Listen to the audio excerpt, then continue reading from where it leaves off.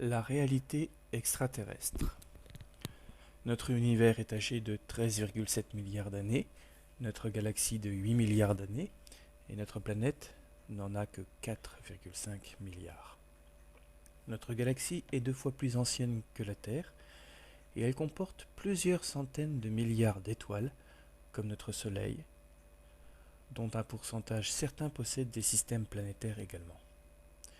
D'un bout à l'autre de la Voie lactée, sur le plan large, les distances sont immenses, quelques 50 000 années-lumière, soit le temps que met la lumière pour la traverser, c'est-à-dire 300 000 km/s environ.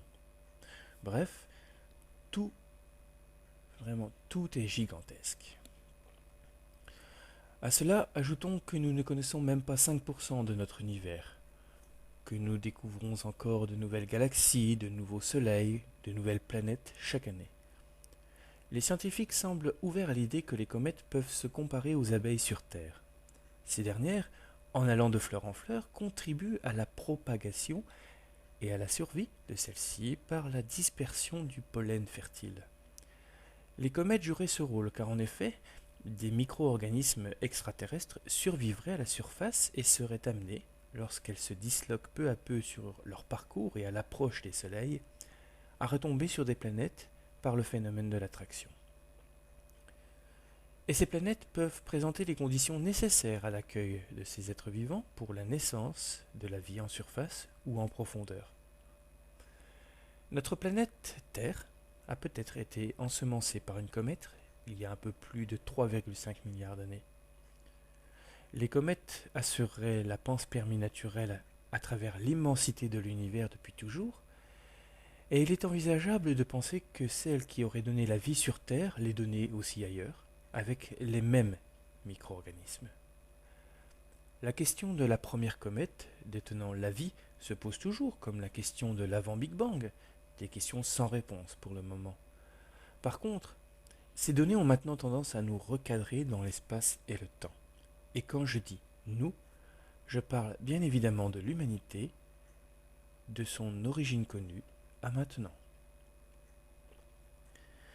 Les archéologues s'accordent à dire que les premières traces de civilisation remontent à un peu plus de 7000 ans, notamment avec la naissance de la civilisation sumérienne au Moyen-Orient. D'autres personnes, en revanche, pensent que l'humain est beaucoup plus ancien, jusqu'à 700 millions d'années. Quoi qu'il en soit, l'important est de comprendre que même si notre espèce était apparue il y a 1 milliard d'années, ça ne serait même pas un quart de l'âge de notre planète, et que dire en comparaison de celui de l'univers. Si bien que ces comètes transportant la vie, comparables à des vaisseaux intergalactiques, ont très bien pu apporter la vie sur l'une des milliards de planètes de notre galaxie. Ce schéma créateur existe sans doute dans d'autres galaxies parmi les milliards existantes. Voyez la progression technologique et sociale de l'humanité de 1508 à 2008. Seulement 500 ans et nous pourrions devenir des dieux pour des hommes de la Renaissance. 500 ans où on est passé de la charrue à la Formule 1, de l'idée de voler comme les oiseaux à l'envoi d'humains sur la Lune ou Mars, de l'Inquisition à la médecine chirurgicale de pointe. Alors, si d'autres humains ou êtres semblables sont apparus sur d'autres planètes, ne serait-ce qu'il y a 500 000 ans, une goutte d'eau dans la mer, pour l'âge de l'univers ou de la galaxie.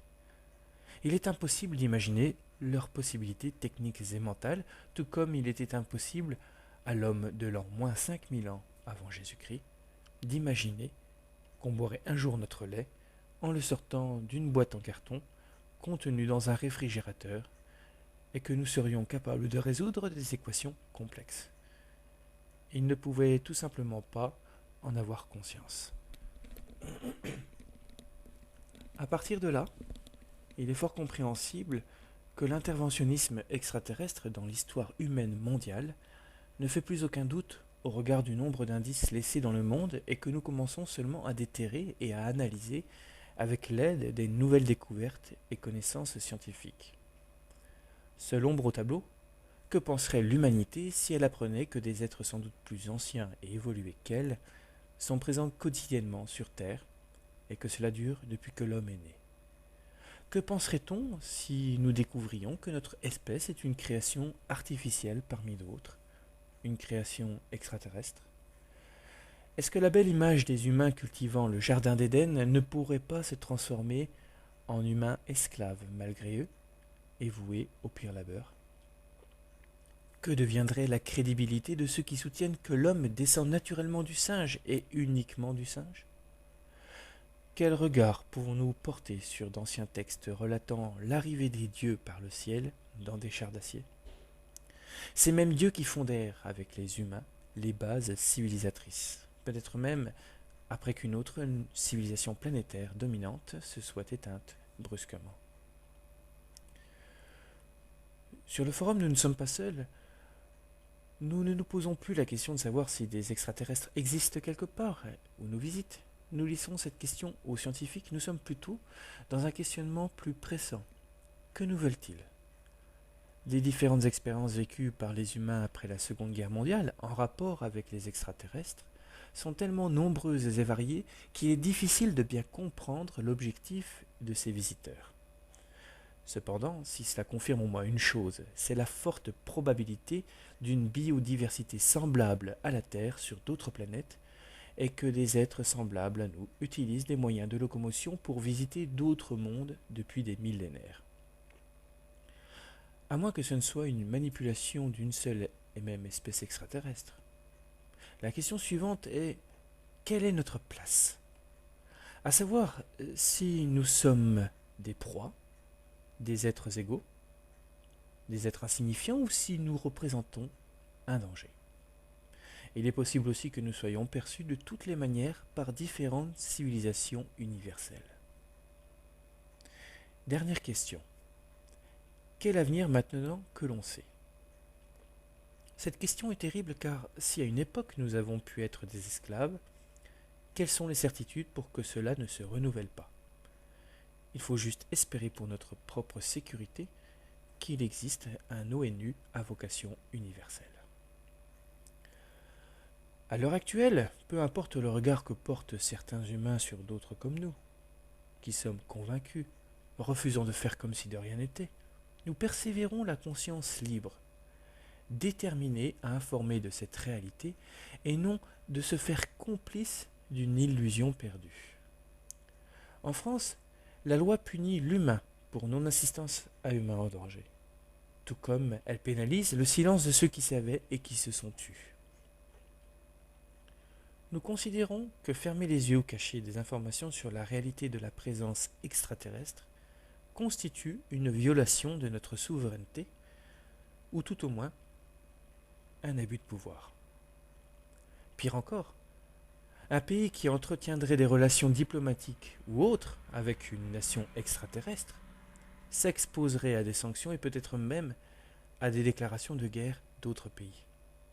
En effet, l'ONU, à preuve du contraire, n'a reconnu aucune nation extraterrestre. Nous faisons donc ce qui nous paraît légitime pour l'intérêt général.